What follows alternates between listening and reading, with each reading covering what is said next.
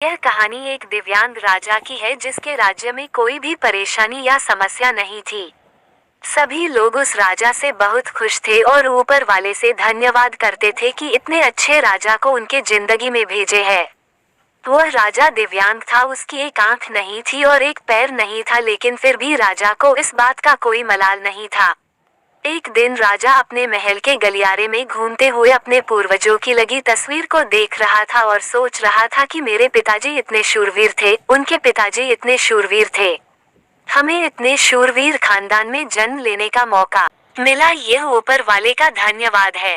राजा ने सभी चित्र को देखते हुए आखिरी चित्र तक पहुंचा और फिर उस खाली जगह को देखा तो वह चिंता में पड़ गया, क्योंकि उसे मालूम था कि अब यहाँ जो तस्वीर लगेगी वह उसी की लगेगी। लेकिन राजा को इस बात की चिंता नहीं थी कि वह मर जाएगा, चिंता इस बात की थी कि वहाँ जो पेंटिंग लगेगी वो कैसी लगेगी। राजा का एक आंख और एक पैर ना होने की वजह से वह चिंता में पड़ गया और सोचने लगा कि इस गलियारे में इतने शानदार पेंटिंग लगी है, लेकिन मेरी एक आंख और एक पैर ना होने की वजह से मेरी ही तस्वीर सबसे खराब लगेगी और सबसे भद्दी दिखेगी। राजा ने सोचा कि मेरे मरने के बाद पता नहीं कैसी पेंटिंग बनेगी और क्यों ना मैं अपने जीते जी ही एक शानदार पेंटिंग बनवाऊं, ताकि मुझे ये सुकून मिल जाए कि मेरी यहाँ अच्छी पेंटिंग लगेगी। अब उस राज्य में ऐलान करवा दिया गया और सभी पेंटर्स को बुलाया गया और कहा गया कि जो भी पेंटर राजा का शानदार पेंटिंग बनाएगा उसे शानदार इनाम मिलेगा। अब सभी पेंटर राज्य में आए और उन पेंटर को पता था कि अगर शानदार पेंटिंग बनेगा तो शानदार इनाम तो मिलेगा, लेकिन जिस राजा का एक आंख नहीं है, एक पैर नहीं है, उसका शानदार पेंटिंग कैसे बनेगा। पेंटर सोच रहे थे कि इनाम का तो पता नहीं, लेकिन अगर शानदार पेंटिंग नहीं बनी और राजा गुस्सा हो गया तो सजा मिलेगी, इसलिए बड़े बड़े चित्रकार भी आगे नहीं आए। तभी उसमें से एक लड़का बोला, राजा साहब मैं आपकी पेंटिंग बनाना चाहता हूँ, मुझे 24 घंटे का वक्त दीजिए।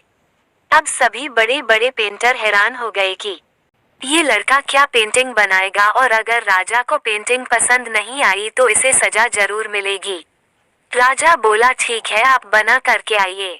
अगले दिन वह लड़का तस्वीर बनाकर लाने वाला था और दरबार पूरी तरह से भर चुका था। लोग दूर दूर से ये देखने के लिए आए थे कि वह लड़का कैसा पेंटिंग बनाकर लाएगा।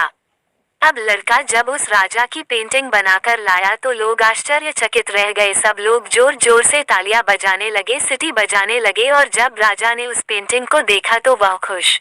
अब आप सोच रहे होंगे कि उस राजा की क्या पेंटिंग बनी होगी जिसकी एक आंख नहीं है और एक पैर नहीं है, कैसा पेंटिंग बना होगा।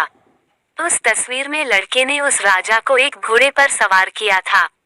एक साइड से उस राजा का एक पैर दिख रहा था और राजा तीरंदाजी करते हुए निशाना लगा रहा था, और निशाना लगाते वक्त एक आंख बंद हो जाती है और उस लड़के ने उस राजा की वही आंख बंद की थी जो राजा के पास नहीं थी। इस तरह से उस लड़के ने राजा को निशाना लगते हुए घोड़े के ऊपर सवार दिखाया, जिससे एक आंख बंद और एक ही पैर दिखाया, और इतना शानदार पेंटिंग बनाया था कि वह अब तक की सबसे सर्वश्रेष्ठ पेंटिंग थी।